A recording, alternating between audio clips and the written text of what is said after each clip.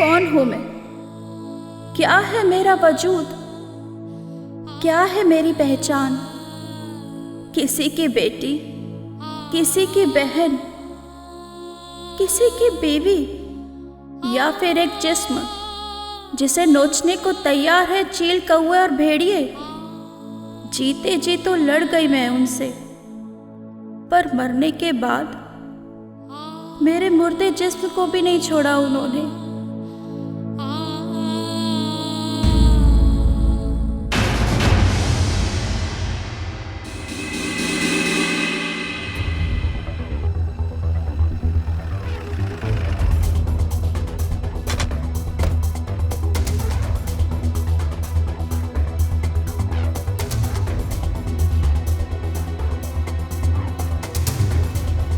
देखिए सर, लाश तो पूरी सड़ चुकी है, हड्डियां तक छूट रही है। बॉडी को पोस्टमार्टम के लिए भिजवाओ और आसपास का पूरा एरिया सर्च करो। Okay sir.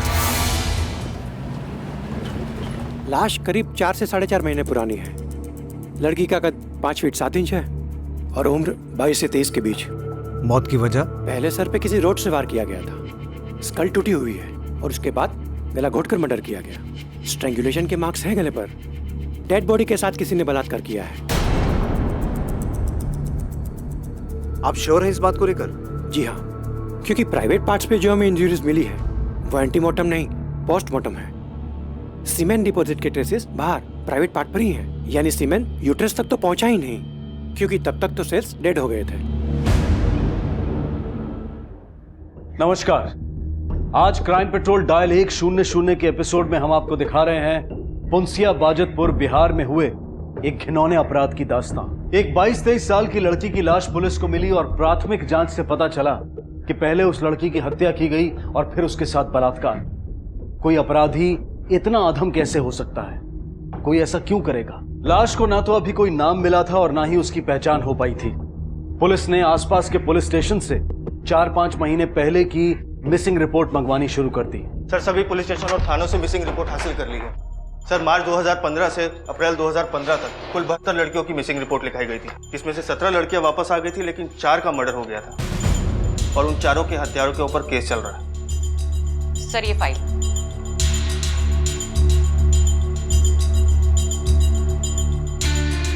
लतिका, तुम्हारी हाइट कितनी?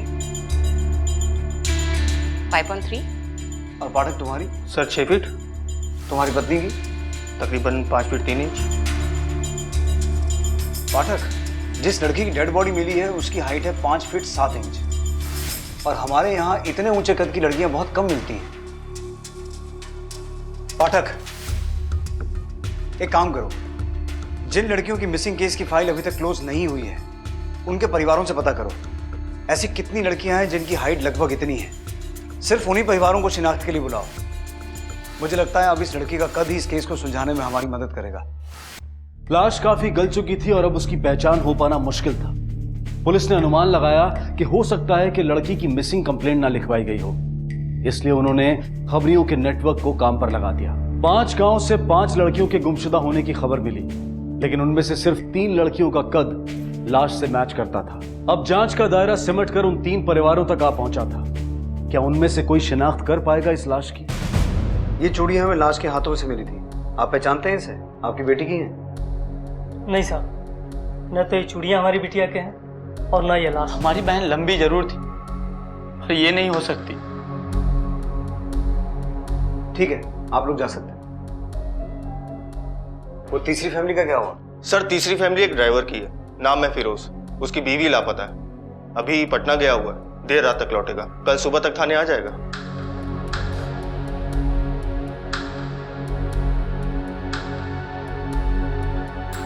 नाम क्या है इसका?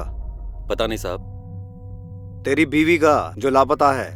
साहब, यू नहीं है। अबे, तेरी बीवी का कोई नाम था कि नहीं? फरीदा। कद? इतना होगा साहब, लेकिन ये सब काहे पूछ रहे हैं आप लोग?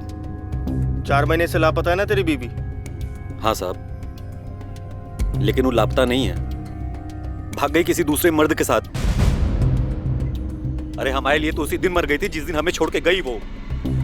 अब उसके अम्मी अब्बू जाने और ऊ जाने, हमसे उसका कोई लेना देना नहीं है साहब, हमें माफ कीजिए। कहाँ रहते हैं उसके माँ बाप? यहीं कटोरिया गांव में। और सुन, जब जरूरत पड़ेगी बुलाएंगे। ठीक है साहब। पाठक, सर। फिरोज के ससुराल वालों को बुलाकर लाश दिखाओ। मुझे लगता है अब यही फैमिली हमें मुजरिम तक पहुंचाएगी।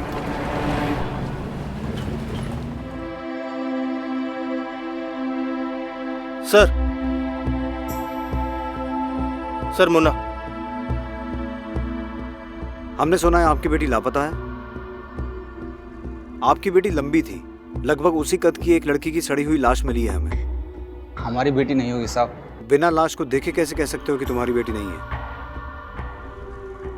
आओ। इस लाश की हाइट तकरीबन 5 फीट 7 इंच। आपकी बेटी की हाइट भी इतनी थी ना? हमारी समझ में कुछ नहीं आ रहा साहब, कैसे पहचाने हम इसको? आप इन चूड़ियों को पहचानती हैं? नहीं। ठीक है, आप दोनों बाहर बैठिए।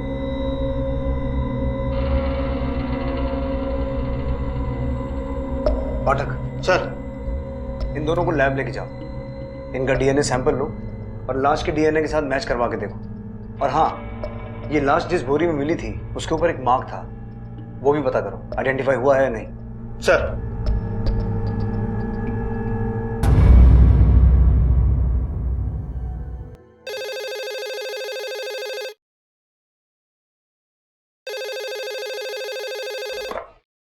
हेलो सर, उस लाश का डीएनए मुन्ना बाबू और रज्जो का डीएनए से मैच हो गया। मतलब लाश फरीदा की है? जी सर। थैंक यू डॉक्टर साहब। पाठक सर। फरीदा की दोनों फैमिलीज को बुलाओ। अब इन दोनों फैमिलीज की कुंडली हमें खोलनी होगी।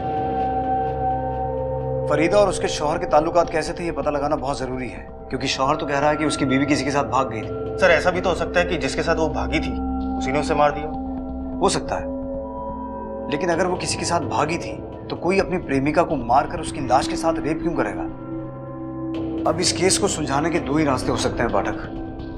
पहला तो ये पता लगाना कि वाकई में फरीदा ऐसी थी जैसा उसका शौहर बता रहा है, और दूसरा उस क्रिमिनल की साइकोलॉजी को समझना जिसने ये घिनौना अपराध किया है। पाठक, लाश के साथ रेप हुआ है। ये क्रिमिनल नेक्रोफिलिक भी हो सकता है। मुझे लगता है हमें क्रिमिनल साइकोलॉजिस्ट डॉक्टर बोस की मदद लेनी चाहिए। तुम एक काम करो, तुम फिरोज के साथ तहकीकात शुरू करो, मैं डॉक्टर बोस को मिलकर आता हूं। Sir. Well, since it's a case of dead body rape, इसमें कई सारी पॉसिबिलिटीज हो सकती हैं। बैठो। एक तो ये कि शायद कोई आपसी दुश्मनी हो। इस लड़की की तस्वीर है कोई आपके पास? जी नहीं।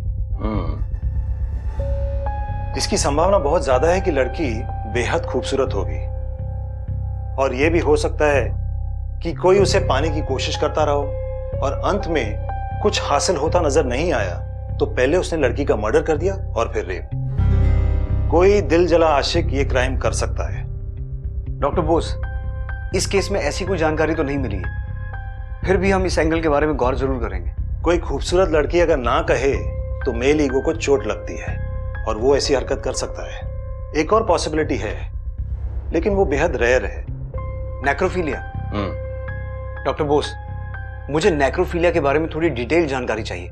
नेक्रोफीलिया मतलब मेंटली इम्बैलेंस लोग जो सिर्फ डेड बॉडीज के साथ ही रेप करते हैं। लेकिन ऐसे लोगों में ज्यादातर औरतों से प्यार पाने की हिम्मत नहीं होती। अपीयरेंस से वो लोग शाय दिखते हैं, औरतों से नजरें भी नहीं मिला सकते, लेकिन अपनी शारीरिक जरूरतों की पूर्ति करने के लिए वो लोग डेड बॉडीज की तलाश करते रहते हैं। ऑपर्चुनिस्टिक नेक्रोफीलियाक्स। लेकिन ऐसे केसेस बहुत रेयर होते हैं, क्योंकि हमारे यहाँ ज्यादातर डेड बॉडीज को दफनाया नहीं जाता बल्कि जलाया जाता है। डॉक्टर बोस, ऐसा भी तो हो सकता है कि लड़की का खून किसी और ने किया हो और उसके बाद डेड बॉडी के साथ रेप किसी और ने किया हो सकता है। अगर ऐसा है तो आपको एक नहीं 2 मुजरिमों को तलाशना होगा। लेकिन इस केस को सॉल्व करने का सबसे अच्छा और आसान तरीका है विक्टिम के बारे में जानना, विक्टिम की पर्सनालिटी के बारे में जानना, क्योंकि विक्टिम की हिस्ट्री ही आपको क्लू दे सकती है कि उसे किसने मारा होगा। इसका मतलब है हमें शुरुआत वहां से करनी होगी जहां से फरीदा की कहानी शुरू हुई, उसके अपने माता पिता के घर से भागने से।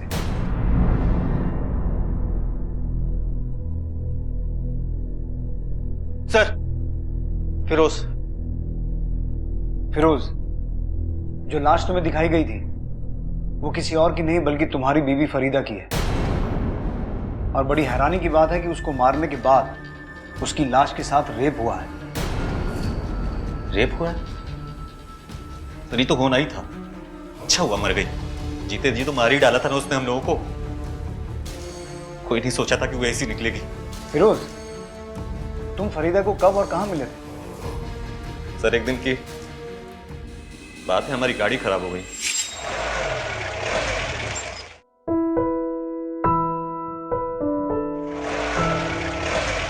हम कुछ मदद करें आपकी? अरे आप क्या मदद करेंगे हमारी? अरे आप गाड़ी स्टार्ट कीजिए, हम धक्का लगाते हैं। क्या बात कर रही हैं? अब आप धक्का देंगी? अरे काहे? कायम धक्का नहीं लगा सकते? अरे लड़की है पर कमजोर नहीं। चलिए आप गाड़ी स्टार्ट कीजिए, हम धक्का लगाते हैं। देखते हैं। चलिए। 1 2 3।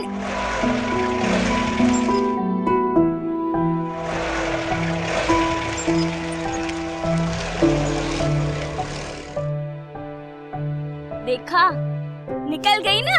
भाई मान गए आपको। सुनिए, कहीं जाना है तो चलिए छोड़ दें। नहीं रहने दीजिए। और वैसे भी देखिए ना, पाँव पूरे खराब हो गए, आपकी गाड़ी खराब हो जाएगी। अरे तो हमारे पैर में कौन सा गुलाब का पंखुड़ी जड़ा है? साहब का गाड़ी है, कोई टेंशन नहीं है, आ जाइए। अच्छा ठीक है, फिर चल लेते हम।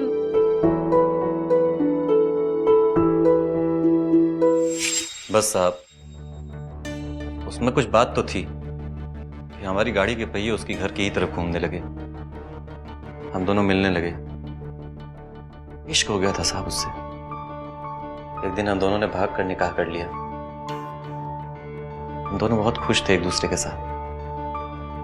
उसे अपनी लंबाई पे बहुत गुमान था।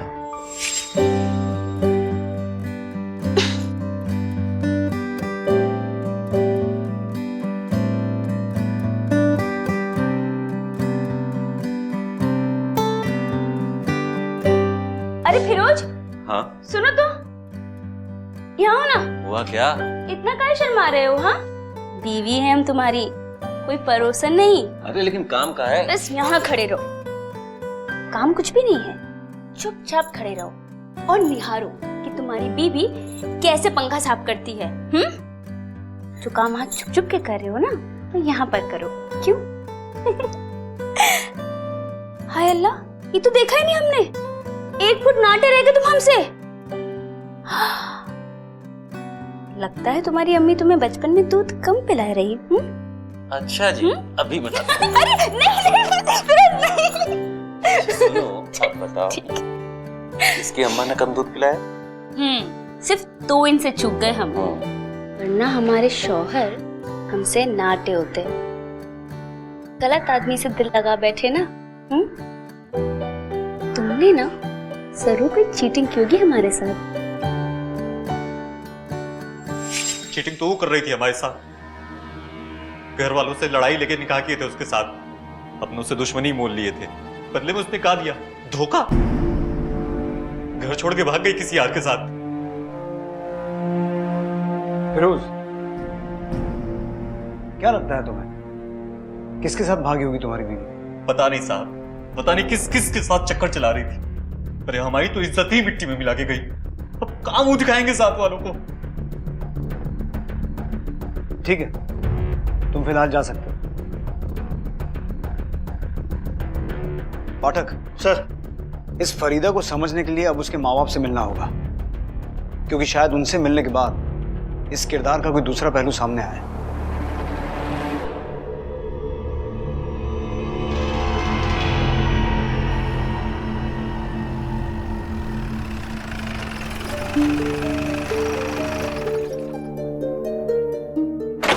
मुन्ना बाबू। हाँ साहब। आपकी बेटी अब इस दुनिया में नहीं है। जो लाश आप लोगों ने देखी थी, उसका डीएनए आपके डीएनए के साथ मैच हो गया है। इसका मतलब वो लाश फरीदा की ही थी।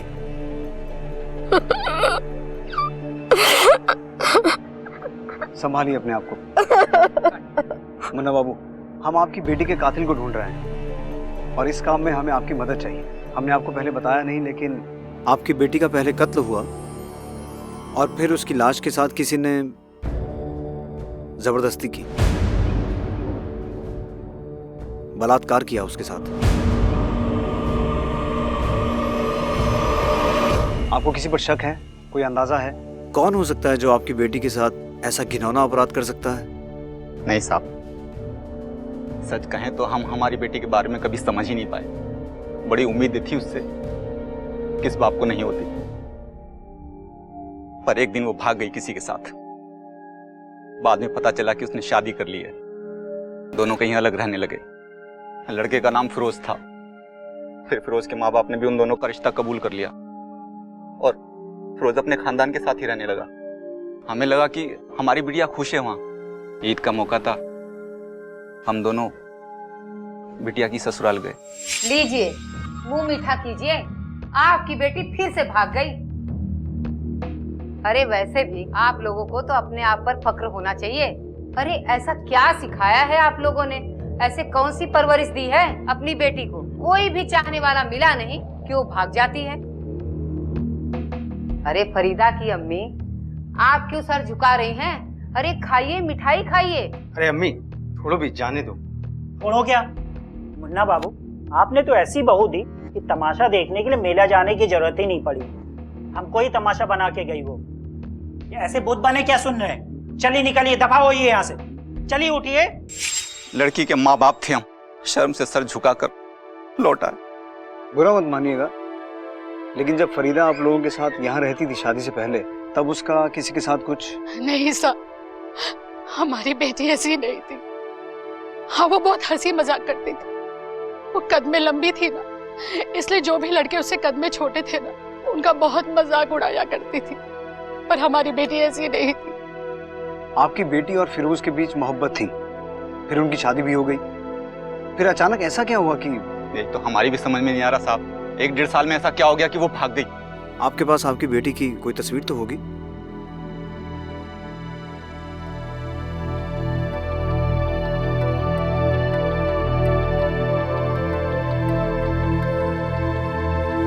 शुक्रिया।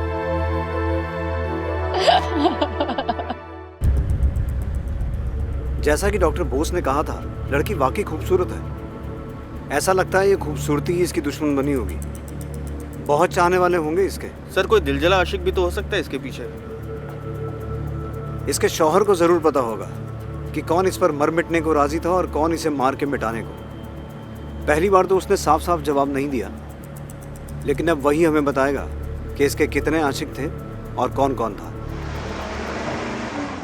फिरोज, ये तो तय है कि तुम्हारी बीवी का खून किसी दिलजले आशिक ने किया है। साहब कहा जाने कितने दिल जले आशिक थे उसके। अरे बच्चलन थी साहब, हम तो फंस गए उससे शादी करके। हमारे घर से ही भाग गई। भागकर गई कहाँ थी और किसके साथ भागी थी? पता नहीं साहब, लेकिन आए दिन लोग उसको इधर उधर देखा करते थे उसके आशिकों के साथ। और ये आशिक था कौन? किसने देखा? कहाँ देखा? अभी 4-5 महीने पहले देखा गया था उसको उसके आशिक के साथ, यही कबीरपुर दरगाह पर। रघु भैया ने देखा था उसको, दौड़ के आए और हमको बताया, लेकिन जब तक हम लोग वहां जाते निकल चुके थे दोनों।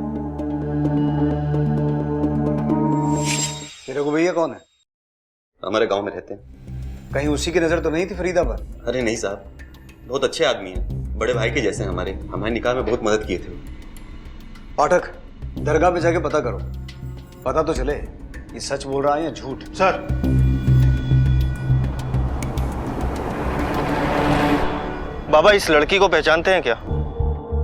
जी हाँ, बड़ी नेक लड़की है ये। अक्सर यहाँ आती थी, 2 रकात नमाज पढ़ती थी, दुआ मांगती थी।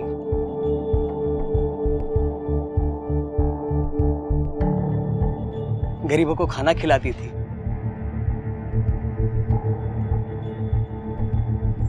पर पिछले 4-5 महीनों से तो मैंने उसे यहाँ देखा नहीं। पर हमारी जानकारी के हिसाब से तो वो यहाँ किसी के साथ आती थी।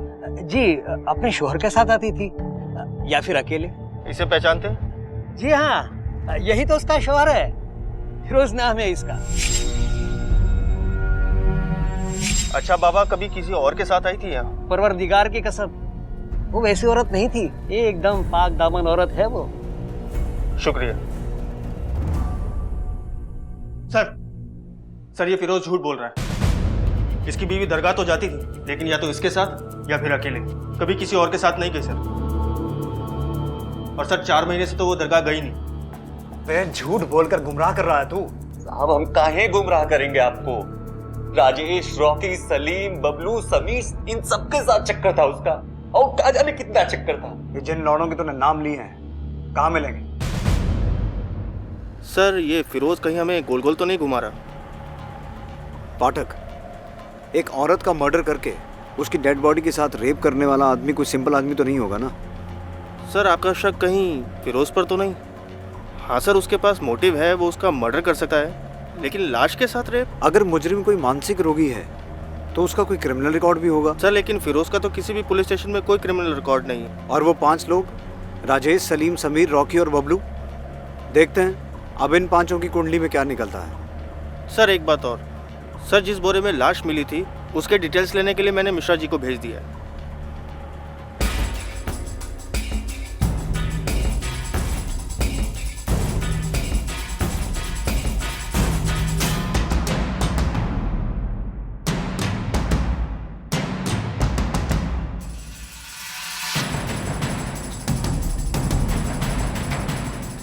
रॉकी ना पत्ते वो तेरा पेरी करता है। चुप रोतले, हरदम रोते ही रहता है।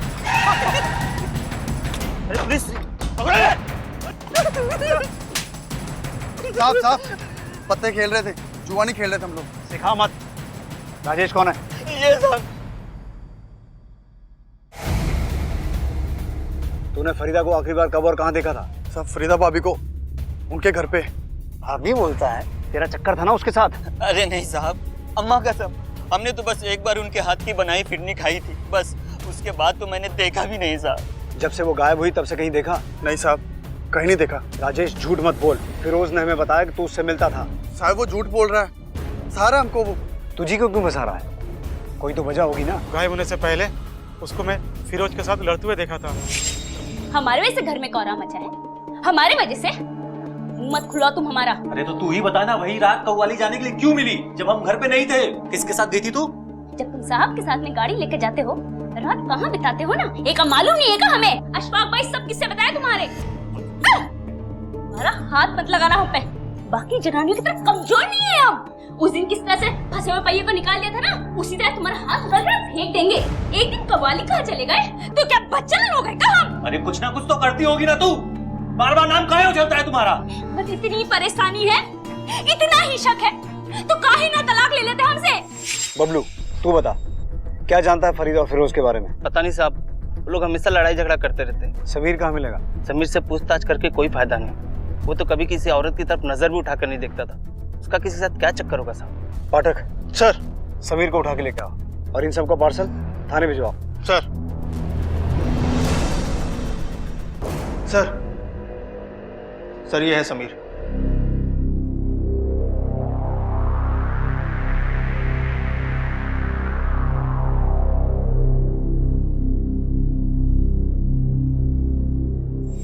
अपीयरेंस से वो लोग शायद दिखते हैं, औरतों से नजरें भी नहीं मिला सकते।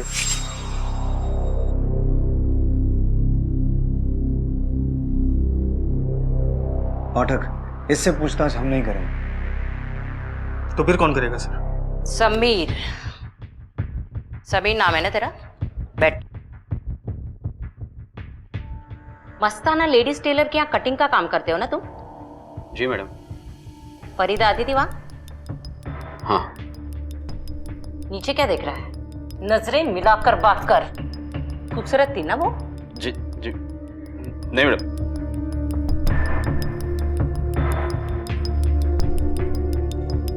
खूबसूरत है, दिल तो आ ही गया होगा ना? जी मैडम, मेरा मतलब नहीं मैडम, बहुत डर लगता था, बहुत मजा करती थी। गुदगुदी होती थी अंदर? जी नहीं। अच्छी लगती थी? जी नहीं मैडम, अक्सर कपड़े सिलवाने आया करती थी तो नाप मुझे ही लेना पड़ता था। डॉक्टर बोस ने जैसा कहा था ये बिल्कुल वैसा ही है। और बहुत छेड़ती थी। एक दिन वो मेरे दुकान पर आई। अरे कैसे हो लाजू जी? अच्छा लाजू जी, अब एक काम करिए, फटाफट से हमारा माप ले लीजिए। वो कहा है ना सलवार कमीज सिलवानी है। जी वो मास्टर जी नहीं है। अरे मास्टर जी नहीं है तो क्या हुआ, आप तो है ना, जल्दी से माप ले लीजिए हमारा। वो आपने वो फिल्म देखी है जो नई आई है, ओ ऐश्वर्या राय की? हाँ, उसमें कैसी कुर्ती सिली है, बस डिट्टो ऐसी सिलवानी है हमें।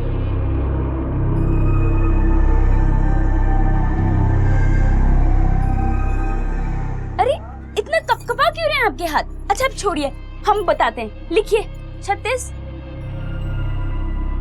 क्या हुआ लाजू जी? जी वो आप लाजू जी मत बोला करिए, सब बाद में बहुत हंसते हैं। ओए होए, तो क्या छुई हुई बोले आपको? हाँ, आपकी ना शादी करवा देनी चाहिए। एक बार शादी हो जाएगी ना फिर सब सही हो जाएगा। वैसे लाजू जी, आपकी शादी लड़की से करवाएं या फिर? अच्छा ठीक है, लेकिन सिल के रखिएगा, मैं बाद में आती हूँ। इसलिए खून कर दिया तूने फरीदा का? खून? क्या कह रहे सब आप? भला मैं खून क्यों करूंगा? सिर्फ खून ही नहीं, खून करने के बाद लाश के साथ रेप किया तूने। रेप? हेलो, हाँ एक मिनट सर, मिश्रा जी का फोन। बोलिए मिश्रा जी। ठीक है, हम आते हैं। लतिका, जब तक ये सच ना बोले अच्छे से मेजरमेंट लो इसका, कैदी की वर्दी सिलवानी है इसकी। Yes sir.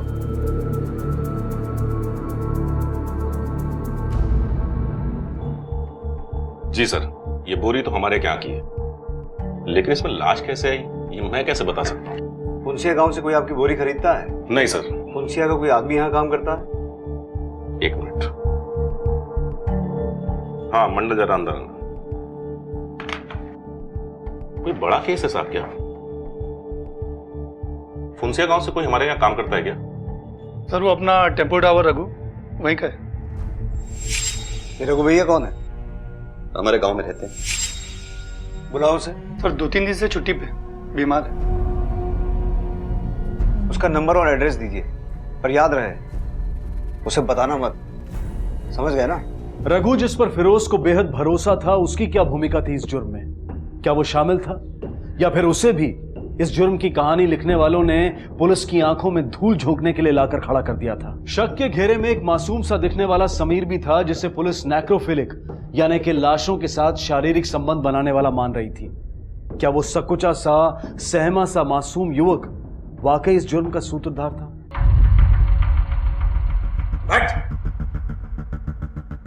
और क्या क्या किया रघु ने तेरे लिए? सिर्फ लाश फेंकने के लिए बोरी का इंतजाम किया था या खून में शामिल था वो? क्या कर रहे हैं साहब आप? हम काहे करने लगे खून? रघु भैया ने तो निकाह के वक्त हमारी काफी मदद की थी, वो काहे करेंगे खून?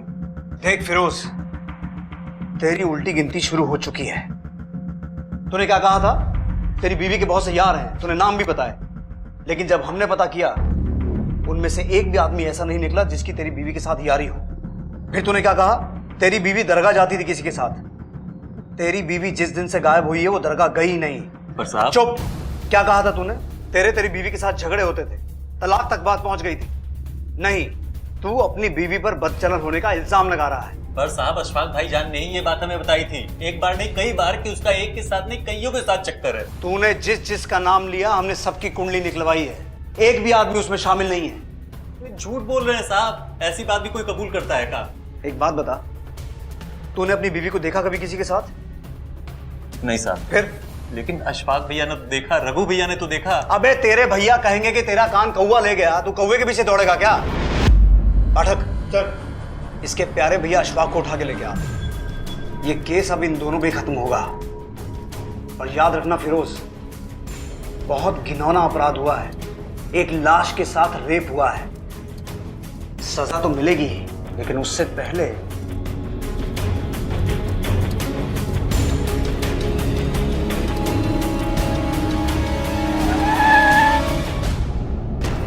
चल अशफाक खड़ा हो। अरे साहब, तेरे हजामत हम बनाते हैं। अरे साहब, लेके चल। साहब, फरीदा औरत नहीं, आफत थी, आफत। तो उस आफत को तूने रास्ते से हटाया या तूने अपने भाई की मदद की उसे रास्ते से हटाने में? अल्लाह कसम साहब, मैंने कुछ नहीं किया, पर यह सच है कि मेरे छोटे भाई की बीवी की हरकतें कुछ ठीक नहीं थी। अच्छा, जरा हम भी तो सुने। फिरोज जब घर से निकल जाता तो फरीदा भी कहीं गायब हो जाती, देर देर तक घर नहीं आती। आस पड़ोस के लोग तरह तरह की बातें करने लगे। हम सरेआम जलील होने लगे। पानी नाक से ऊपर हो गया था। तब जाके मैंने फिरोज को सच सच बताया। मोहब्बत अपनी जगह, अब वो तेरी बीवी है, नजर रखा कर उस पर।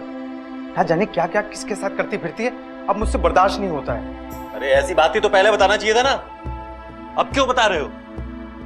बड़ा भाई हूं तुम्हारा, अच्छा ही लगता है ये सब कहना। कब तक कोई खामोश रहे? एक बार समझाने की कोशिश की तो उल्टा मेरे ऊपर पलट पड़ी, भला बुरा कहने लगी। औरत जात पर लगाम रखना सीख, नहीं तो किसी दिन हम सबके चेहरे पर कालिख पोत कर भाग जाएगी।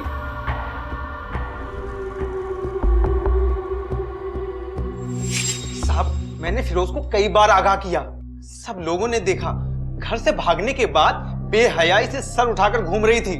क्या करता साहब, सब कुछ अपने भाई को बताना पड़ा। भाई ने कहा तो सच, बीवी ने कहा तो झूठ। ऐसी बात नहीं है साहब, आपको पता नहीं है, अशफाक भाईजान नहीं रहते तो हम कभी घर वापस नहीं आ सकते थे। तो भाई का कर्जा तूने ऐसे चुकाया, बीवी की जान लेकर। लेकिन एक बात बता फिरोज, लाश के साथ बलात्कार करते हुए तुझे घिन नहीं आई? क्या बात कर रहे हैं साहब आप? हम इतने गिरे हुए नहीं कि मुर्दे के साथ, और ना ही अशफाक भाईजान इतने गिरे हुए हैं। जरूर उस फरीदा का कोई ना कोई आशिक रहा होगा जिसने उसके साथ ये सब किया होगा। अरे उस घोड़ी को हम लगाम कस ही नहीं पाए, खून क्या करेंगे? और रही अशफाक भैया की बात, अरे उनके पीछे तो खुद ही दौड़ी थी मारने वो।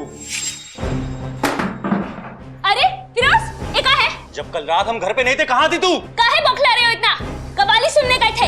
किसके साथ गई थी कव्वाली सुनने? जैसे अपने घर से भागी थे हमारे साथ किसी और के साथ भागने का इरादा है क्या तेरा? फिरोज, जबान संभाल के बात करो। आवाज नीची, शौहर है हम तेरे। बहुत कुछ बताया अशफाक भाईजान ने तेरे बारे में। हाँ तो जाके कह दो अपने अशफाक भाई से। हाँ, बीवी हम तुम्हारे, निगाह की है तुम्हारे साथ में। कोई घर में पड़ा हुआ पैजामा नहीं कि 4 दिन वो पहने 4 दिन तुम। अशफाक! अरे बाप रे! अब आपको यकीन नहीं आता तो बबलू से पूछ लीजिए। बबलू ने जो बताना था बता दिया है। अब तो सिर्फ ये बता तूने अपनी बीवी को मारा क्यों? जिसकी कसम खिलानी है खिला लीजिए साहब, हमने खून नहीं किया। अरे एक तो थप्पड़ जरूर मारा है उसको जब गुस्सा मगज पे चढ़ जाता था। अरे भाई को गाली देगी तो गुस्सा नहीं आएगा का? तो तू फरीदा के बारे में अफवाहें फैला रहा था और अपने भाई के मन में शक के बीज बो रहा था। नहीं साहब, मेरा छोटा भाई तो मेरे बेटे जैसा है साहब। नहीं साहब, नहीं। क्या बे, हम कंचे खेलते हैं और तू हमारा बड़ा भाई है जो हमें घुमाएगा? नहीं साहब, हम तो छोटे लोग हैं, हम क्या घुमाएंगे। लेकिन हम सच बता रहे हैं, आस पड़ोस में तरह तरह की बातें होने लगी तो किसी का भी दिमाग खराब हो जाता। यहाँ तक तो हमने फिरोज को कई बार समझाया, भाई ठंडे दिमाग से काम ले। तो इसका मतलब ये हुआ कि फरीदा का खून तूने नहीं तेरे भाई ने किया है।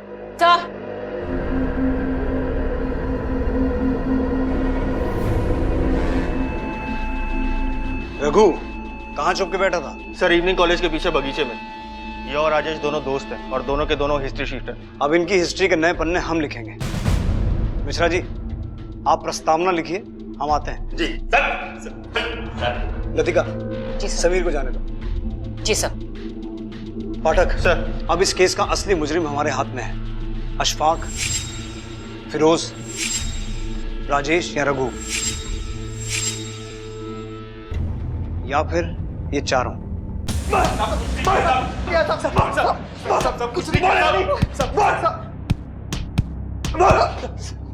सर ये अखबार रघु की गाड़ी में से निकला है। ये दुनिया का सबसे बकवास अखबार है, इसे कोई नहीं पढ़ता है, सिर्फ रघु ही पढ़ता है। और खास बात यह है सर, यही अखबार लाश के पास मिला था।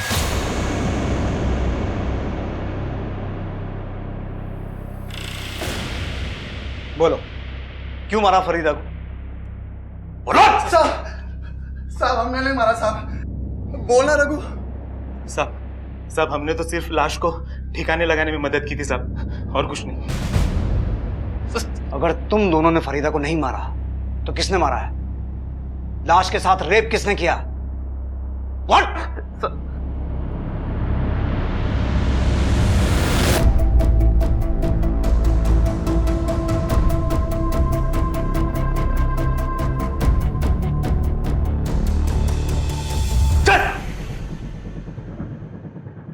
बोल, इन दोनों में से कौन है?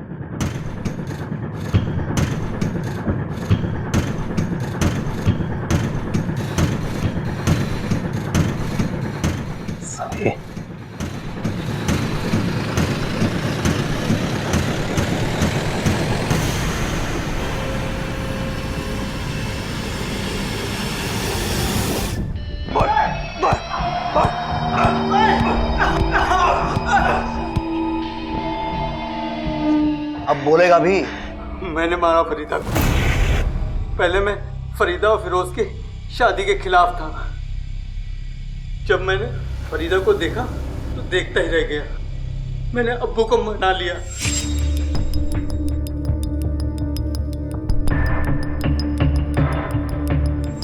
और तुरंत उन दोनों को घर ले आए। मैंने सोचा फरीदा मेरे इस एहसान का बदला चुकाएगी, मुझे करीब आने देगी, लेकिन ऐसा नहीं हुआ। एक दिन मौका पाकर मैंने पीछे से उसे दबोच लिया। अरे फिरोज, अशफाक, अरे कब? देखो मैं तो आज सबक सिखाती हूँ बराबर से। तेरी तो देती हूँ मैं। बदतमीज। अरे आज तुम्हें छोड़ूंगी नहीं। उसने लोगों के सामने मुझे खदेड़ खदेड़ कर मारना चाहा। पागल हो गई है। अरे रुक, कहाँ जा रहे भाग के? हाँ? पगला गई। अरे रुक, अरे रुक, पकड़ के मार। रुक, कहाँ जा रहे? मैंने रघु और राजेश के साथ मिलकर एक प्लान बनाया।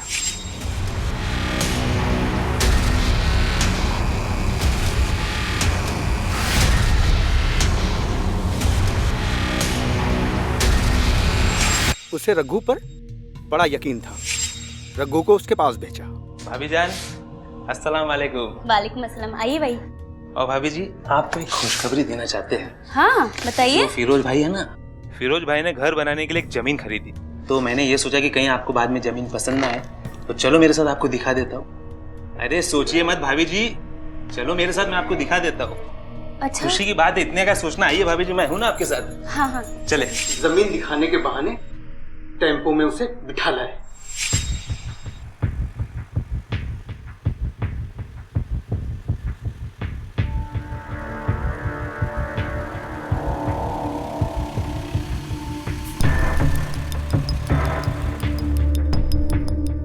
आइए भाभी जी।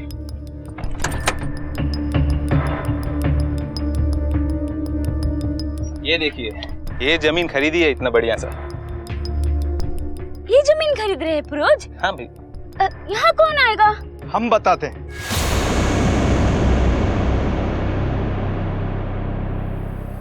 अशफाक, यहाँ से थोड़ी दूर पर है वो जमीन जो तुम्हारे लिए मुकर्रर की गई है। देखोगी तो हैरान हो जाओगी। रघु भाई, ये यहाँ क्या कर रहे हैं? हम यहाँ क्या कर...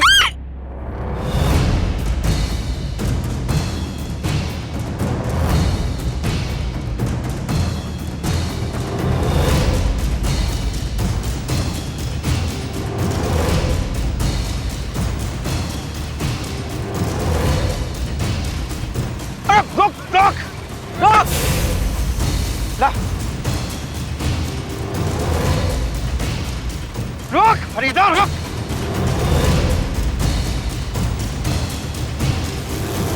रुक, रुक, रुक।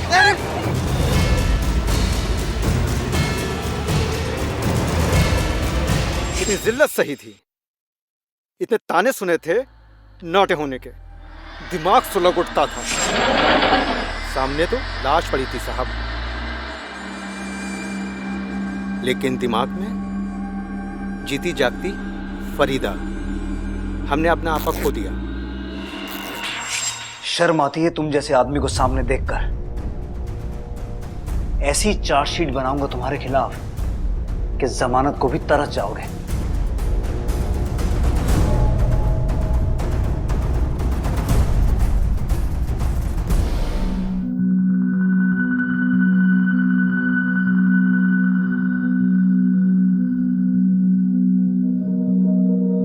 अरे ताई, श्रेया कुठे?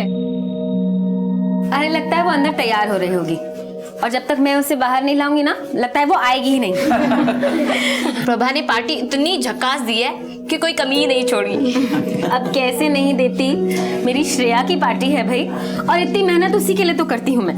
बिल्कुल सही कहा भाई, बच्चों के लिए तो कितना भी करो कम है, और तुम तो 2 नौकरियां करती हो।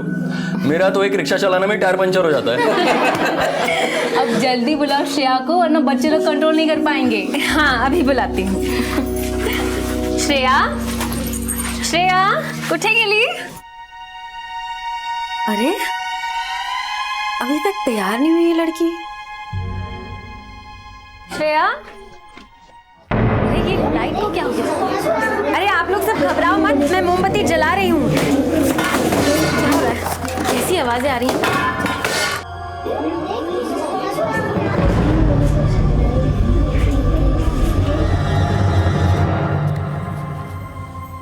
अरे भाई, बर्थडे में खर्चा अच्छा किया है तूने।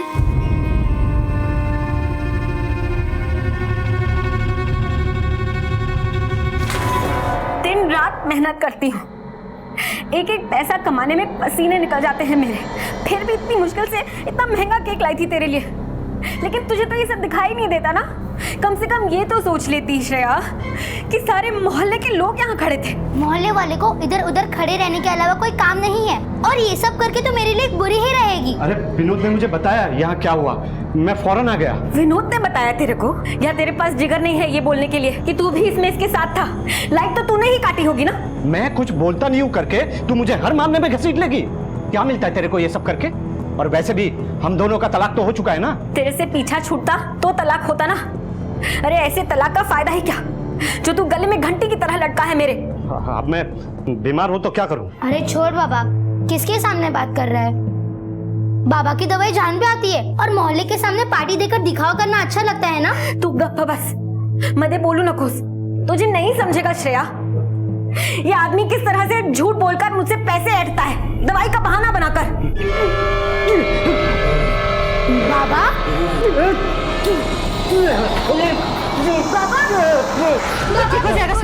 परिवार, ये शब्द जब भी हमारे जहन में आता है तो चाहे हम किसी भी परिस्थिति में क्यों ना हो, हमारे चेहरे पर एक हल्की सी मुस्कान आ जाती है। ये मुस्कान जिंदगी के उन बेहतरीन पलों की वजह से होती है जो हमने अपने घर वालों के साथ बिताए होते हैं। आमतौर पर एक परिवार में जितना प्यार होता है उतनी ही तकरार भी होती है, लेकिन ये तकरार किसी परिवार को कमजोर नहीं बनाती, बल्कि आने वाली चुनौतियों के लिए और मजबूती के साथ खड़े होने की ताकत देती है। और वहीं कई बार कुछ ऐसे हालात पैदा हो जाते हैं जिसके बाद परिस्थितियां बदलने लगती हैं। आज की इस कहानी में प्रभा के साथ भी कुछ ऐसा ही हो रहा था। उसका पारिवारिक रिश्ता बिल्कुल ठीक नहीं चल रहा था। अपने पति के साथ उसका तलाक हो चुका था, और साथ ही साथ प्रभा और उसकी बेटी के बीच में दूरियां आ चुकी थी। आखिर ऐसा क्यों था?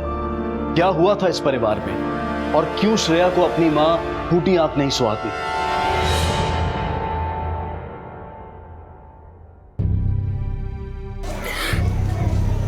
अगर प्रभा, वो बच्ची है, बच्चों से गलतियां होती हैं, उस पर इतनी सोचने की क्या जरूरत है?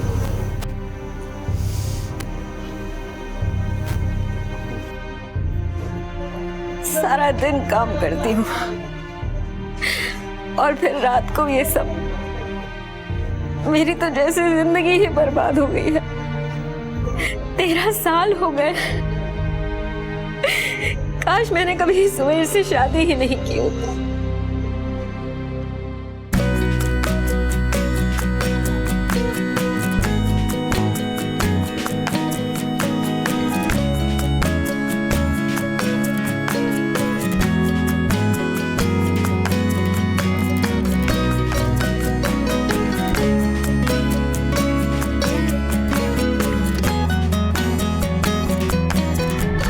जो कुछ सुवेश कर रहा था वो मैं बस श्रेया के लिए ही झेल रही थी। ये क्या है? ये गिर गई थी तो मैंने फेंक दिया। सुवेश, मुझे नहीं लगता कि अब तुम्हें दवाइयों की जरूरत है। तुम्हें भी अब नौकरी ढूंढ लेनी चाहिए। कब तक मैं ऐसे अकेले काम करती रहूंगी? क्यों तू इसे वापस बीमार कर देना चाहती है? अभी अभी तो ठीक होने लगा है बेचारा।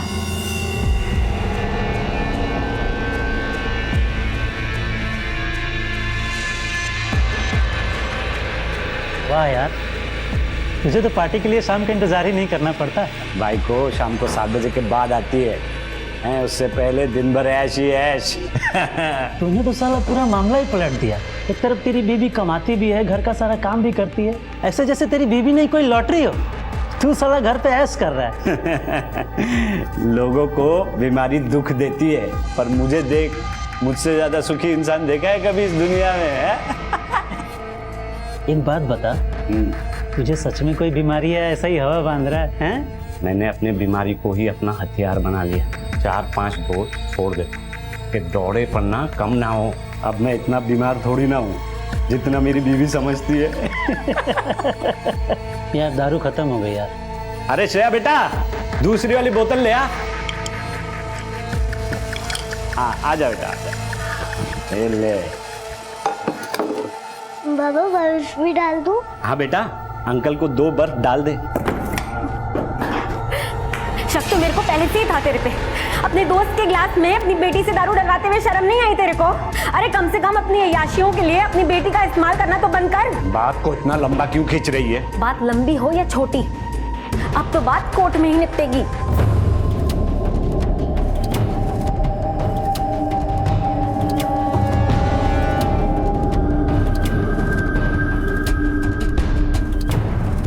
दोनों पक्ष की दलीलें सुनने के बाद कोर्ट प्रभा देशमुख को अपने पति सुवेश देशमुख से तलाक लेने की अनुमति देती है।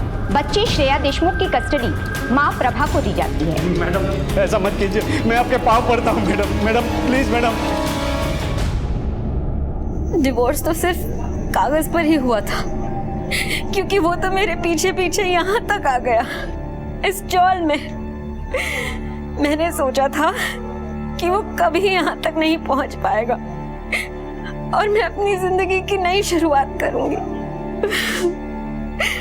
मौसी, मुझे इस बात का गम नहीं है कि वो मुझसे पैसे ऐंठता है, लेकिन इस बात का गम है कि उसने मेरी ही बेटी को मेरे खिलाफ खड़ा कर दिया। वो जानता है कि श्रेया मेरी कमजोरी है और इसी बात का फायदा उठाता है वो। भगवान पर भरोसा रख, एक दिन श्रेया को एहसास हो जाएगा कि तू उसे कितना प्यार करती है।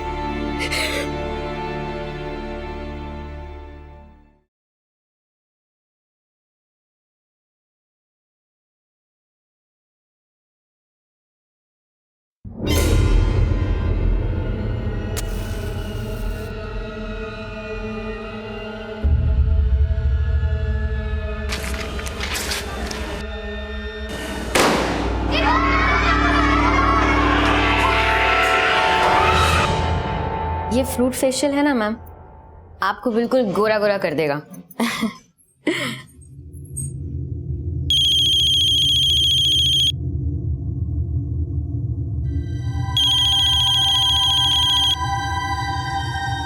हेलो, हाँ बोला। क्या?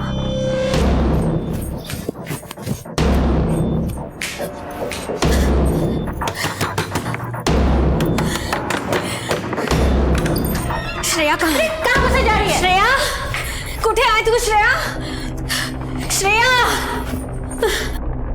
अरे क्या हुआ? काय को इतना चिल्ला रही है? सुबह श्रेया को कहाँ छुपा कर रखा है? जल्दी बता दे। अरे तेरा दिमाग खराब हो गया क्या? मैं उसको इधर काय को छुपा के रखूंगा? इधर नहीं छुपा कर रखा है तो किधर छुपा कर रखा है? आई शपथ, मेरे को नहीं मालूम वो किधर गई है। तो फिर किसको मालूम होगा? उसके स्कूल से फोन आया था, उसकी टीचर कह रही थी स्कूल में बम फोड़ कर किधर भाग गई है वो। अरे उसका रोज का है, तू टेंशन मत ले, जा वो आ जाएगी।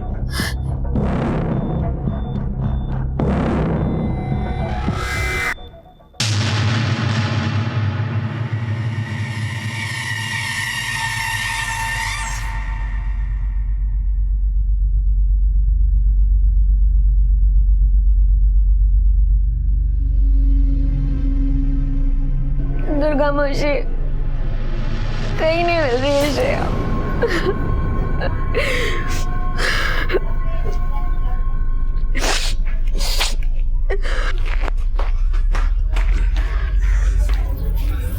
हर जगह ढूंढा, कहीं नहीं मिली श्रेया।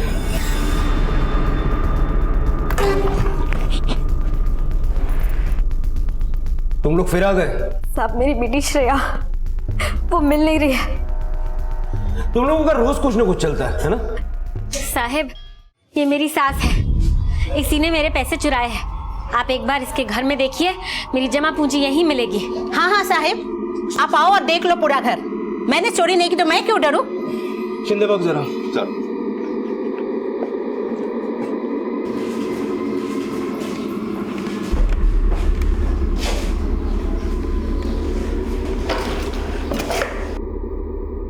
सर, इनके घर से तो कुछ नहीं मिला। साहब आप एक बार फिर से देखिए, पैसे जरूर इसने कहीं छुपा कर रख दिए होंगे। साहिब, इसने जानबूझ के खुद अपने पैसे छुपा दिए हैं और इल्जाम मुझ पे डाल के मुझे बदनाम करना चाहती है। साहिब आप एक बार इसके घर भी देख लो। चेक करो।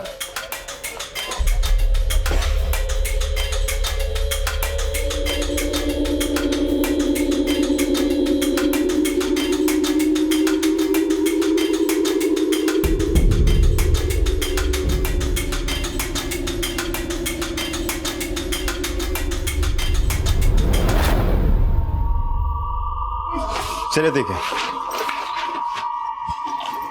ये क्या है? ये पैसे श्रेया के बैग में कैसे आ गए? साहब जरूर इसने ही। हाँ, यही सब करने के लिए हम बैठे हुए हैं। तो और क्या करने के लिए बैठे हो? कुछ भी बोलते रहती है। चुप!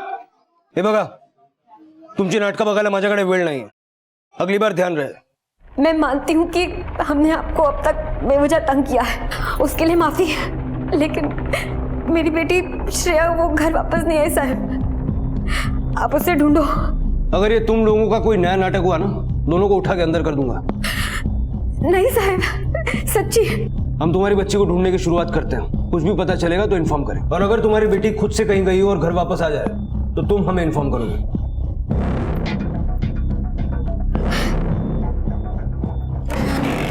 सर ये फिर से इनका कोई नया नाटक तो नहीं है? शिंदे ये तो पता लगाना होगा, बात एक बच्ची की है, मामला अगर इनके बीच का भी हो तब भी हमें बच्ची को तो ढूंढ निकालना है। बच्ची आखिरी बार स्कूल में दिखी थी, तफ्तीश वहीं से शुरू करते हैं। अक्सर आपसी झगड़ों और बातचीत के दौरान हम ये सोचते हैं कि हमारे आसपास मौजूद बच्चे ये समझ नहीं सकते, लेकिन हम पूरी तरह से गलत हैं। इस उम्र में किसी भी चीज को समझने की लालसा अपनी चरम सीमा पर होती है। अबोध मन हमेशा अपने आसपास मौजूद हर पहेली को सुलझाना चाहता है। ये मन हर उस शब्द को अपनी गहराई में उतार लेता है जो उसके आसपास चल रहा होता है, और इस सब का असर पड़ता है उनके चरित्र पर। श्रेया ने भी बचपन से वो सब कुछ देखा था जो प्रभा और सुवेश के बीच चलता आया था, और इसी की वजह से कहीं ना कहीं वो उस तालीम से वंचित रह गई थी जिसकी वो हकदार थी। नतीजा, उसकी माँ को उसके द्वारा की गई शरारतों की खबर मिलती रहती थी। लेकिन इस बार मामला गंभीर था। स्कूल से मस्ती करके भागी श्रेया का अब तक कुछ पता नहीं चला था। आखिर कहाँ गई थी श्रेया? क्या वो सच में किसी मुसीबत का सामना करने वाली थी, या फिर ये भी उसकी कोई शरारत थी?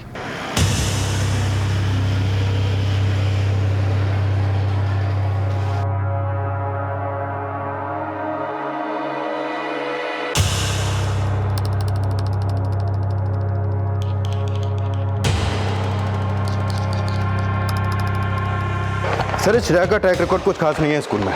टीचर्स भी उसके बारे में कुछ अच्छा नहीं बोल रही है। काफ़ी कंप्लेंट्स है उसके बारे में स्कूल में। शिंदे, उसको घर का माहौल कैसा मिला ये भी तो देखो। ऐसे माहौल में कोई भी बच्चा ठीक कैसे रहेगा? सर अगर ये श्रेया अपनी मर्जी से स्कूल से भागी तो वो गई कहाँ, और अगर वो कहीं गई भी तो गई क्यों, कुछ समझ में नहीं आ रहा सर।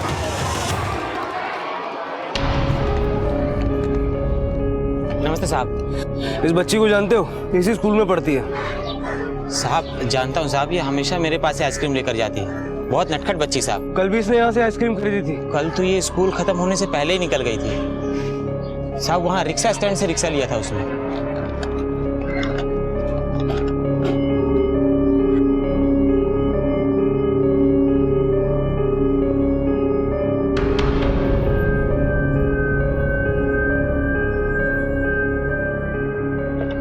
सुनो भैया, ये बच्ची स्कूल में पढ़ती है, कल यहाँ से ऑटो में बैठ के गई है, इसको देखा?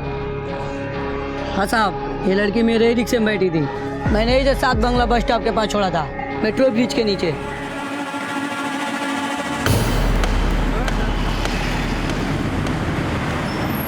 शिंदे, ये श्रेया 7 बंगला बस स्टॉप क्यों गई होगी? सर 7 बंगला मेट्रो ब्रिज के पास जो बस स्टॉप है उसके आसपास को सर्विलेंस सीसीटीवी लगे हुए हैं, शायद उसकी फुटेज से कुछ हाथ लगे। सारा फुटेज मंगवाओ। Okay sir.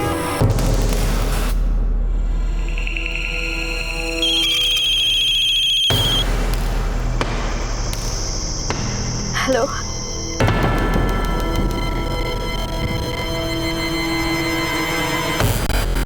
सर ये देखिए श्रेया 7 बंगला बस स्टॉप पे खड़ी गई है।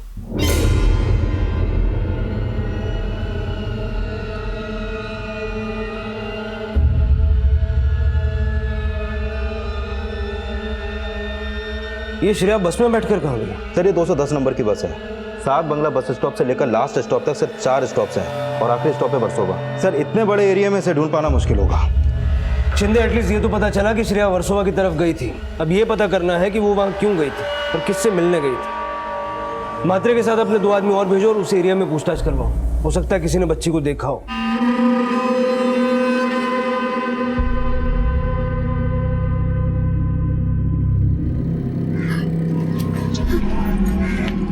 क्या हुआ प्रभा? श्रेया कुछ पता चला? नहीं अमित, लेकिन मैंने तुझे यहाँ इसलिए बुलाया क्योंकि मुझे तेरी मदद की जरूरत है। तू मुझे कुछ पैसे देगा क्या? क्यों, क्या हुआ? वो सब मैं तुझे नहीं बता सकती, बस मुझे पैसे चाहिए। पैसे तो अभी मेरे पास भी नहीं है।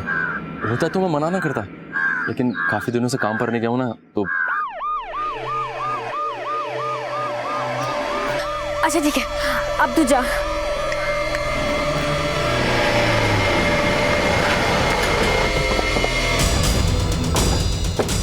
प्रभा, तुमसे कुछ जरूरी बात करनी है।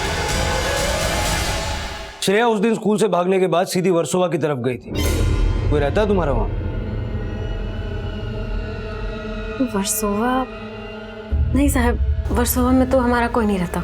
जरा अच्छे से सोचो, आखिर वो वहां क्यों जाएगी, वो भी यूं एकदम अकेले स्कूल से भाग के? हाँ साहब, वर्सोवा में आरती रहती है, श्रेयाची मैत्रिन।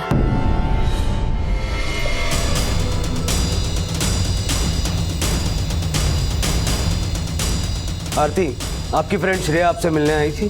अंकल, बहुत दिन हुए मैं और श्रेया मिले ही नहीं। सर, सड़क के उस पार वाले साइबर कैफे से कुछ पता चला है। तो साइबर कैफे ओनर ने श्रेया की फोटो को पहचाना है। उसके हिसाब से श्रेया वहाँ 3 बजे तक थी और उसके बाद सीधे यहाँ पर आई है। बेटा, आपकी फ्रेंड अभी तक घर नहीं लौटी है। आपको हमें सब कुछ बताना होगा, जो कुछ भी आप जानती हो। देखो, घबराओ मत, सब कुछ सच सच बताओ। अंकल, कुछ दिन पहले श्रेया मुझसे मिलने आई थी। आरती, तेरे बाबा प्रॉपर्टी में काम करते हैं ना, मुझे किसी भी खाली घर की चाबी दे देना प्लीज। लेकिन मुझे पापा से बात करनी होगी और मैं उनसे क्या बोलूंगी? देख आरती, तू किसी को कुछ मत बताना प्लीज।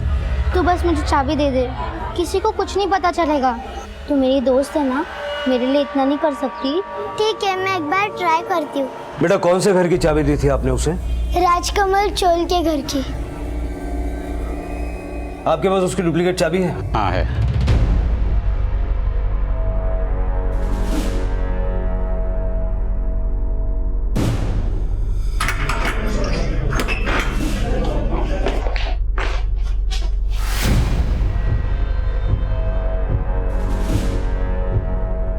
तुम अंदर चेक करो।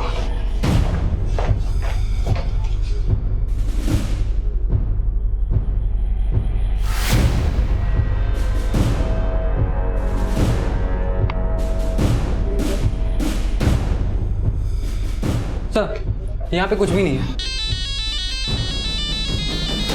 सर एक मिनट। हाँ मात्रे। सर, मात्रे का फोन था।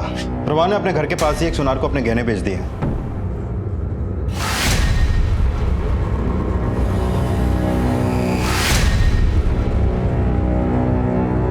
कितने मिले सारे गहनों के प्रभा?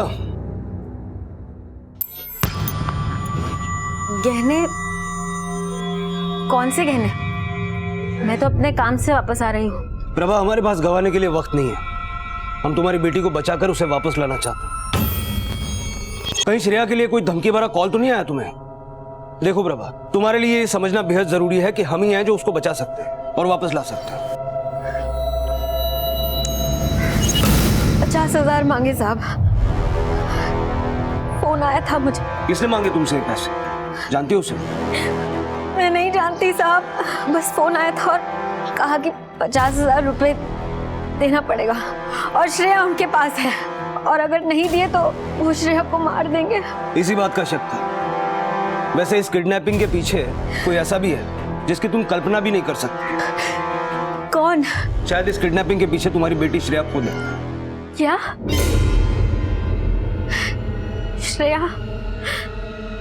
श्रेया नहीं किया होगा ये सब, लेकिन साहब इसमें उसकी कोई गलती नहीं है। वो तो बच्ची है अभी। ये सब उसको सुवेश ही सिखाता है। झूठ बोलना, पैसे ऐंठना, इन सब कामों में सुवेश ही उसकी मदद लेता था।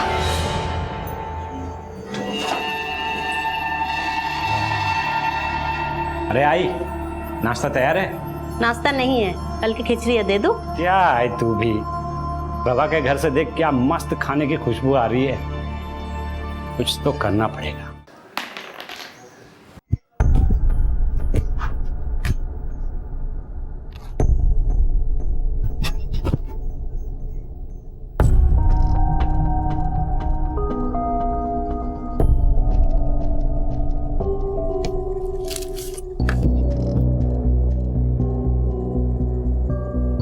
बाबा, ये आप क्या कर रहे हो? बहुत भूख लग रही है बेटा। कमजोरी के हमारे चक्कर से आने लगे। वो किस्मत में अगर ये कचरे से खाना चुनना लिखा तो क्या कर सकते बेटा। तेरी आय तो पैसा नहीं देगी ना मुझे खाना खाने के लिए। पिछले 7 दिनों तक एक दवाई तक नहीं खरीद पा रहा हूँ। पता नहीं अब कितना दिनों तक जिंदा रहूंगा मैं। ये आप छोड़िए, चलिए मेरे साथ। आई आली, अरे तू इसको क्यों लाई यहाँ पर? तू पहले अंदर जा और बाबा के लिए खाना ला। किसके लिए खाना लाऊं? अरे मेरा बस चले तो इसे जहर दे दूं मैं। ठीक है, मत दे। मैं और बाबा कच्चे में से ही खाना खाएंगे। चलो बाबा। रुक, लाती हूँ। बेटा आजिल अपन बुलाओ, वो भी तो हमारे साथ खाना खाएगी ना। हो बाबा। क्या?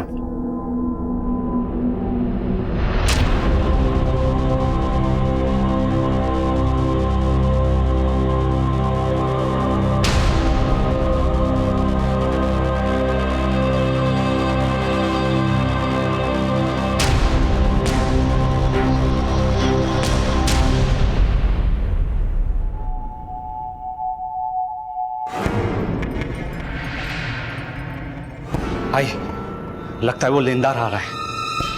अब क्या करेगा तू? हाँ, एक आइडिया है। वो लोग एक बीमार आदमी पे तो हाथ नहीं उठाएंगे। चलो 1 मिनट के लिए मान भी लेते हैं कि वो पैसे के लिए एक बीमार आदमी का धुलाई कर देगा, लेकिन एक बच्ची पे हाथ नहीं उठाएगा, है ना? रुक, मैं आता हूँ। अरे श्रेया सुन, इधर आ, एक काम है, आजा आजा। क्या हुआ बाबा? चल ना, चल इधर आ, चल रुक,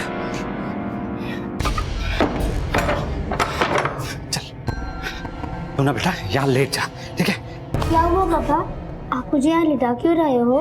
बेटा तेरे बाबा को ना एक आदमी को पैसे देने हैं। उस आदमी को अगर बाबा ने पैसे नहीं दिए ना, वो आदमी बाबा को बहुत मारेगा। तू चाहती है बेटा बाबा को कोई मारे? तो ले जा, ले जा।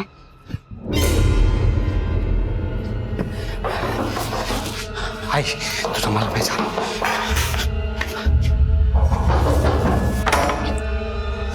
अरे कौन है? काकी, सुरेश को बाहर भेजो। हम लोग जानते हैं कि वो अंदर ही है। आज मैं अपने पैसे लेकर ही जाऊंगा। वो तो बहुत बीमार है बेटा, हम लोगों ने तुमसे पैसे उधार लिए हैं, थोड़ी दिन में लौटा देंगे। श्रेया, श्रेया, श्रेया, अरे अंदर कहाँ घुसे जा रही है? श्रेया, किसने लिटाया तुझे यहाँ? सुवेश ना? अरे आप जिसे ढूंढ रहे हो वहां से भाग रहा है। साला, चल चल।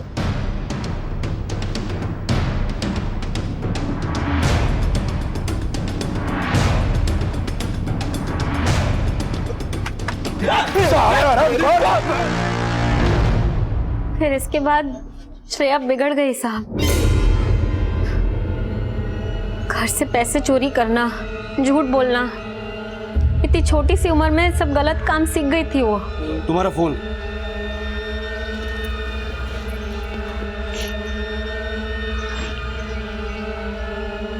इसमें से कौन सा नंबर था जिससे कॉल आया था? ये दूसरा वाला 022444982। ये तो किसी पीसीओ का नंबर लगता है। एक काम करो, इस नंबर के बारे में पता करो, तब तक मैं सुवेश की बीमारी की खबर लेता हूँ। चल। पुलिस को इस बात का शक था कि 12 साल की श्रेया ने खुद ही अपनी किडनैपिंग का झूठा नाटक किया, लेकिन किसी को यह समझ में नहीं आ रहा था कि अगर यह सब कुछ खुद श्रेया ने किया था तो इसके पीछे वजह क्या थी। प्रभा ने जो कुछ भी पुलिस को बताया था उससे यह तो साफ होता है कि सुवेश ने हमेशा श्रेया की मासूमियत का गलत फायदा उठाया था। आखिर क्या हो रहा था, कहां थी श्रेया, और क्या इस सब में सुवेश भी उसके साथ शामिल था? इन सभी सवालों के जवाब जानने के लिए पुलिस ने सुवेश से सवाल जवाब शुरू किए। 1 नंबर की झूठी है साहब वो। मैं सच में बहुत बीमार रहता हूँ। वो तो मुझे श्रेया से मिलने से भी रोकती है। तो तू श्रेया को पैसे चुराने के लिए भी नहीं बोलता होगा? श्रेया के चोरी करने की आदत से मैं इनकार नहीं करता हूँ साहब, लेकिन ये आदत मैंने उसे सिखाई है, ये बिल्कुल गलत बात है। सुवेश तू कहीं से भी दूध का दूल्हा नहीं लगता है। प्रभा भी क्या दूध की धुली हुई है? उसने भी तो मुझे छोड़ दिया अपने यार के लिए। मतलब? उसका चक्कर है साहब। चक्कर? हाँ। किसके साथ? अमित के साथ, वही रिक्शा वाला। मुझे श्रेया ने बताया था देर रात को वो घर आता है।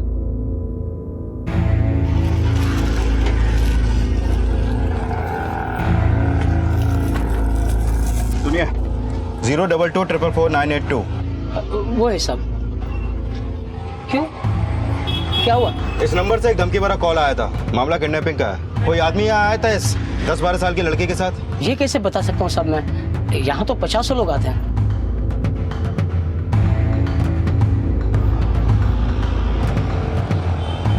सर यहाँ से तो कुछ भी पता नहीं चला है। हाँ, मैंने भी सुवेश से पूछताछ की। श्रेया की माँ प्रभा का एक नया एंगल सामने आया है।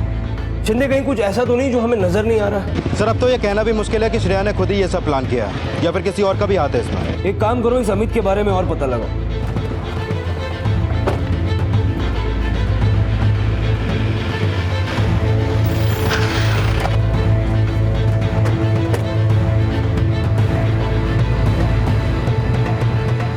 सुनिए। हाँ जी सर। ये अमित का घर किधर रहता है?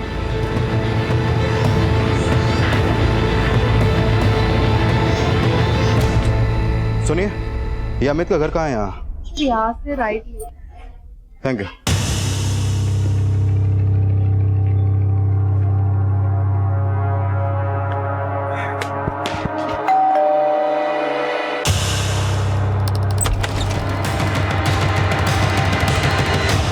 बाबा किधर है बेटा?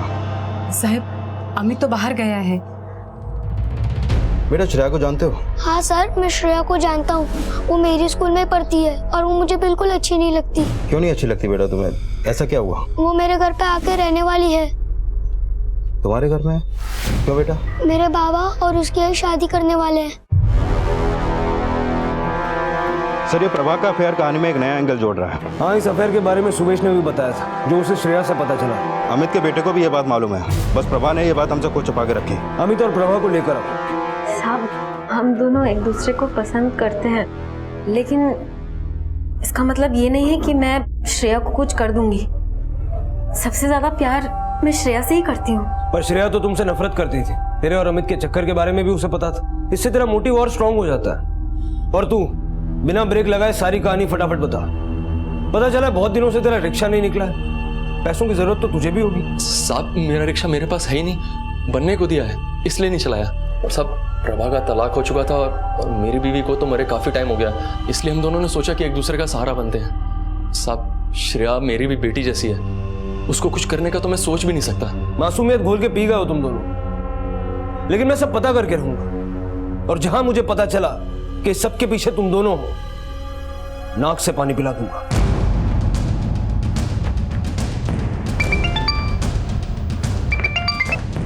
हाँ बोल। ठीक है, वहां पहुंचते हैं। सर, चारकोप नाले के पास एक बच्चे की लाश मिली है। चलो।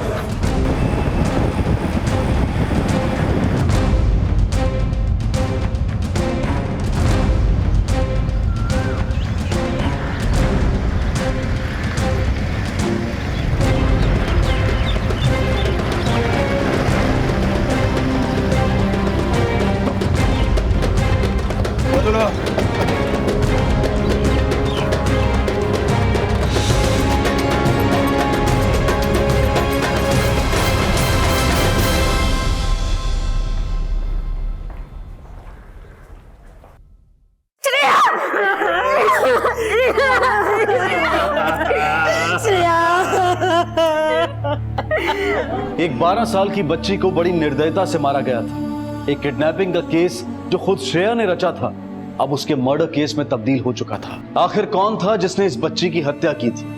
आखिर श्रेया की मौत से किसे फायदा हो सकता था? अब तक पुलिस इस केस को हर एंगल से खंगाल चुकी थी, लेकिन अब भी उन्हें उसे कड़ी की तलाश थी जिसके मिलने से शायद ये केस सॉल्व हो सके। सर, पोस्टमार्टम रिपोर्ट के मुताबिक श्रेया की मौत उसके गायब होने के ठीक 48 घंटे बाद हुई थी। मतलब श्रेया उस घर में रुकी तो थी, लेकिन उसकी मौत कहीं और हुई और उसके बाद उसकी लाश को नाले के पास लाकर फेंक दिया गया। सर, श्रेया मर्डर केस के सिलसिले में कोई आदमी आपसे मिलने आया है। अंदर। जी सर। नमस्ते साहब, मैं किशोर साहब कांदीवली में पंचर की दुकान पे काम करता हूँ सर। इस केस से तुम्हारा क्या लेना देना? साहब 5 तारीख को एक आदमी की गाड़ी की पीछे वाली सीट पे मैंने इस बच्ची को देखा सर। गाड़ी का पंचर तो साहब मैंने ही बनाया था, लेकिन साहब उस समय जब इस बच्ची को देखा तो लगा सो रही थी।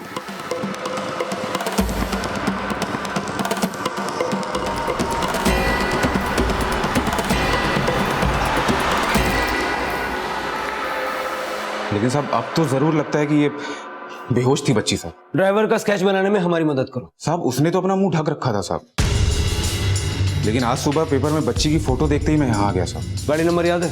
साहब लाल कलर की छोटी गाड़ी थी साहब।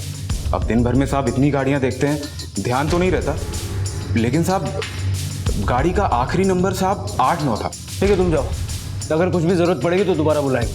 नमस्ते। शिंदे 5 तारीख को मर्डर हुआ और लाश मिलती है अब। इस पंक्चर वाले ने भी श्रेया को उसी दिन गाड़ी में देखा था। ये जो कोई भी मुंह ढका हुआ आदमी है, इसी ने श्रेया को मारा है। ये देखो, ये रहा वो नाला जहां में श्रेया की लाश बरामद हुई, और ये है प्रभा की चौल, और उसके ठीक बीच पड़ती है कांदिवली की ये पंक्चर की दुकान। शिंदे मुझे शक हो रहा है कि जिसने श्रेया को मारा है वो प्रभा की चौल का है, और श्रेया और प्रभा को जानने वाला है। शिंदे इस चौल को टारगेट करो, ये लाल गाड़ी हमें खूनी तक पहुंचा सकती है।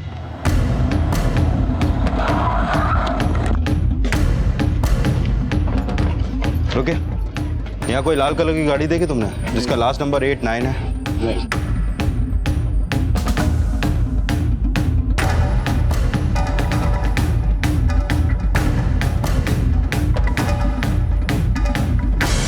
सर, इस चौल में एक लाल गाड़ी है, कोई शंकर नाम का आदमी यही 3 गली छोड़ के रहता है। वो क्यों मारा बच्ची को? साहब आप लोग क्या बोल रहे हैं? क्यों मार रहे हैं मुझे? मैं क्यों मारूंगा साहब? मैं तुझे अपनी बेटी की तरह मानता हूँ, मेरे जिगरी दोस्त की बेटी है साहब। जिगरी दोस्त? हाँ साहब, सुबह साहब वो 5 तारीख को मेरी गाड़ी लेके गया था, बोला था कोई जरूरी काम निपटाना है तो दे दी साहब गाड़ी।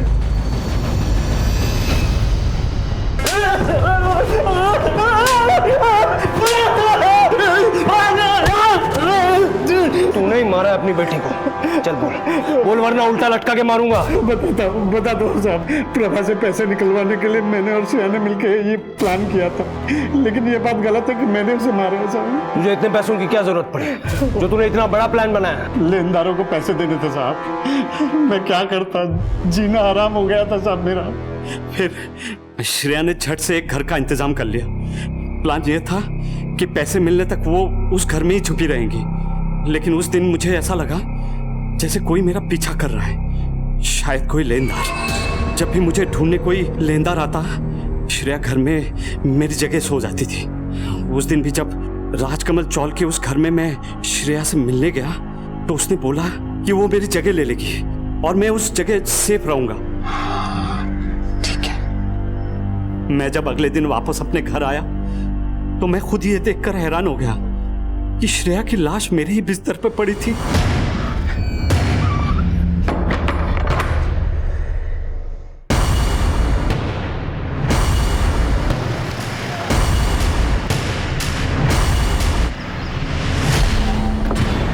शंकर की गाड़ी से मैंने श्रेया को नाले के किनारे फेंक दिया। मुझे लगा कि लाश मिलने से पहले ही मैं पैसे निकलवा लूंगा। हेलो, पैसे तैयार रख, नहीं तो जानती है ना मैं क्या कर सकता हूँ। साहब मैंने सब कुछ किया है, लेकिन अपनी बेटी को नहीं मारा है साहब, नहीं मारा है। सुवेश का पीछा कौन कर रहा होगा? क्या इसकी बातों पर भरोसा करना ठीक रहेगा? सर, सुवेश के लेनदारों की लिस्ट निकालता हूँ, शायद उनमें से कोई हो। शिंदे, पूरे चौल में कोई ना कोई तो होगा जिसने किसी को आते जाते देखा होगा। इतनी सफाई से सब कुछ कैसे किया जा सकता है? सर, वैसे दोपहर के वक्त उस चौल में चहल पहल कमी रहती है। सर, एक काम करता हूँ, मैं अपने खबरियों का नेटवर्क एक्टिव करता हूँ, चौल के लोगों से पूछताछ करता हूँ, शायद वहां से कोई सुराग हाथ लगे। सर, चौल में लोगों ने पूछताछ में इस आदमी के बारे में बताया है, इसे दोपहर में उस चौल में देखा गया है। सर, इसकी कुंडली निकाली तो पता चला कि एक सुपारी किलर है और फिलहाल में एक मर्डर केस में अंदर था। ये नाम क्या है इसका? सर, राजू नाम है इसका, अभी बेल पे बाहर है। वापस अंदर जाने का वक्त आ गया, जहां भी मिले वहां से घसीट के लाओ सालों।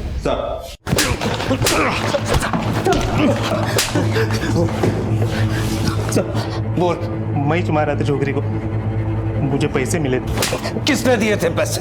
साहब मुझे पैसे वो जिंदगी भर मैं अपने बच्ची के प्यार के लिए तरसती रहूंगी। मुझे कभी अपने बच्ची का प्यार मिला ही नहीं अमित।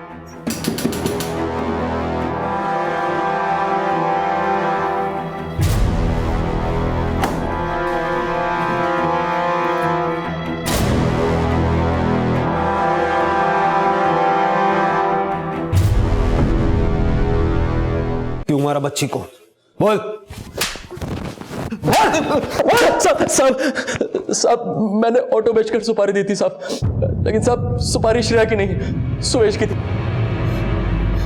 साहब सुवेश प्रभा को बहुत परेशान करता था और मैं प्रभा से प्यार करता हूँ, उससे शादी करना चाहता हूँ। प्रभा हमेशा श्रेया के प्यार के लिए तरसती थी साहब, लेकिन जब तक ये सुवेश था ना तब तक ये मुमकिन ना हो पाता। इसलिए प्रभा की खुशी की खातिर मैंने सुवेश को रास्ते से हटाने का सोचा था। उस दिन क्या हुआ था? मुझे नहीं पता था कि ये बाप बेटी अपना ही प्लान बना रहे हैं। हम लोगों ने पूरी प्लानिंग की थी। मैं वहां घर के बाहर ही खड़ा था, राजू सुवेश को मार देता और सारा किस्सा खत्म। लेकिन साहब उस दिन एक अलग ही किस्से की शुरुआत हो गई।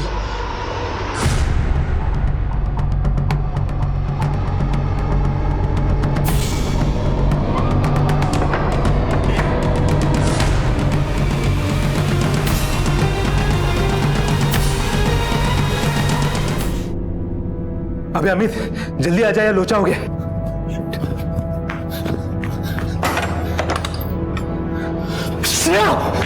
मालूम है कितना बड़ा कांड हो सकता है। अब मैं यहाँ से निकलता हूँ, तू अपने संभाल ले। मुझे लगा बॉडी सुवेश के घर से मिलेगी तो बाद में फंसेगा भी वही, और फिर बाद में मैं प्रभा को सुवेश के खिलाफ भड़काकर अपना रास्ता साफ कर लूंगा। साहब मैंने जो भी किया प्रभा के लिए किया साहब। चल। मेरी जिंदगी की गलतियों की सजा मेरी बेटी को भुगतनी पड़ी।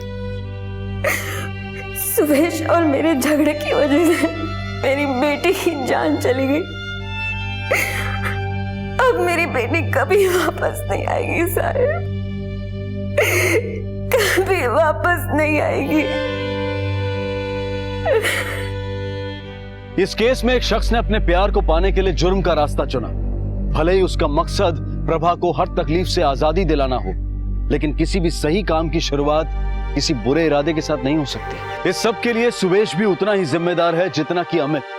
शादी वो पवित्र बंधन है जिसे दो लोग प्यार और विश्वास की ताकत से सींचते हैं। सुवेश ने इस शादी का इस्तेमाल सिर्फ अपने मतलब के लिए किया।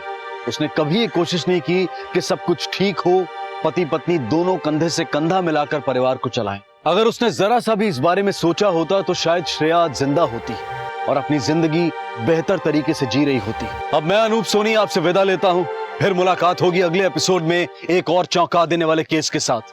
तब तक अपना और अपने परिवार का ख्याल रखें और देखते रहें क्राइम पेट्रोल डायल 100। सबक एक को, सीख हम सबको। जय हिंद। क्राइम पेट्रोल के और भी दिलचस्प कहानी देखने के लिए हमारे चैनल को सब्सक्राइब करें और बेल आइकॉन दबाना न भूलें।